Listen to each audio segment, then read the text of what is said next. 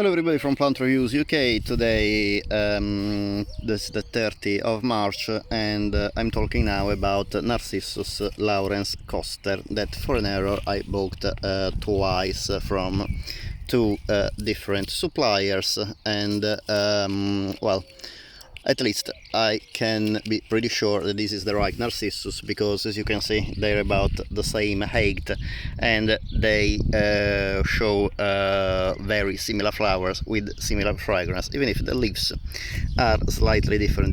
This one have like larger leaves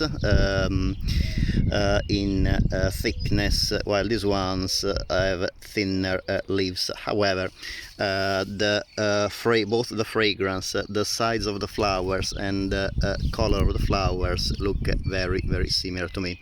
So possibly it's just due to the fact that I planted some bulbs earlier and some others later.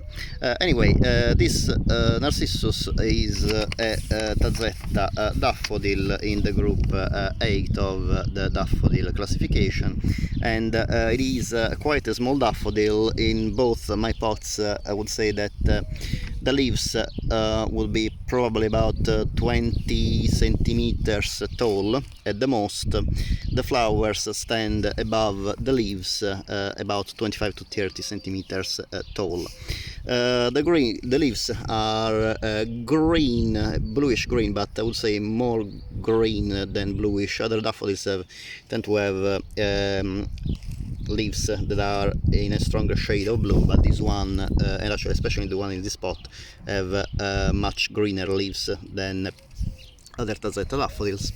And the flowers are quite large. They're about 4.5 centimeters across, and they are borne on the stems in clusters of usually 4 to 5, and are creamy whitish or yellowish on the corona, with a bright, on the perianth, on the tepals, with a bright yellow corona that is quite rimmed as well. This daffodil was raised by Alberto Vis in the Netherlands, registered before 1906. The seed parent is Narcissus Ornatus, and the pollen parent is Narcissus Tazetta.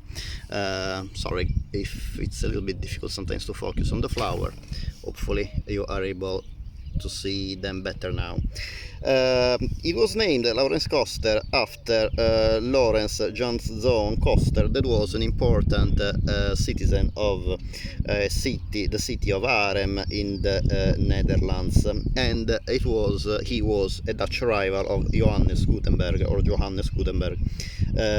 as the alleged inventor of printing. This is information I found on the daffsic.org, that I would say is the most complete online source about daffodils. About the fragrance, I have to say that this one, even if it's a Tazetta daffodil, I can't really detect any fragrance, and it has a very light fragrance of a kind of mint and licorice or cut grass when I put my nose really in the corona, but it is very light, that is almost undetectable. So definitely this is not a Narcissus that I can recommend to a fragrant garden, at least according to my nose. So, you know, fragrance is always subjective, but definitely for me this daffodil is a no-no in a fragrant garden. Also because, well, you can see comparison of my hand, it is quite a small daffodil anyway, so you want to be able to smell much of the fragrance anyway. But even considering that it's so small and you want to bring it indoors for indoor fragrance, really is not much of a fragrance. Go for some other daffodils, maybe with a lighter fragrance, but that is still nice, like for example Narcissus Thalia. Some Triandrus have a beautiful light fragrance that is very pleasant, but definitely not for Laurens Koster in my opinion. If you like anyway the shape of the flowers and the combination of colors, it is still quite a nice daffodil to put in front borders. Obviously careful of the weeds, might take over such a small plant.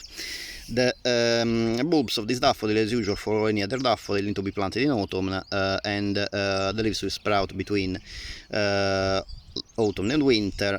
This variety in particular will bloom between late winter and early spring, and after the flowers fade, the leaves will be still green for a few more weeks until late spring or early summer, when they die down and then the bulbs go dormant. So it is very important to not water them at all, ideally in summer, or at least as possible, the least as possible, if they are in a garden with other plants that need watering during summer anyway.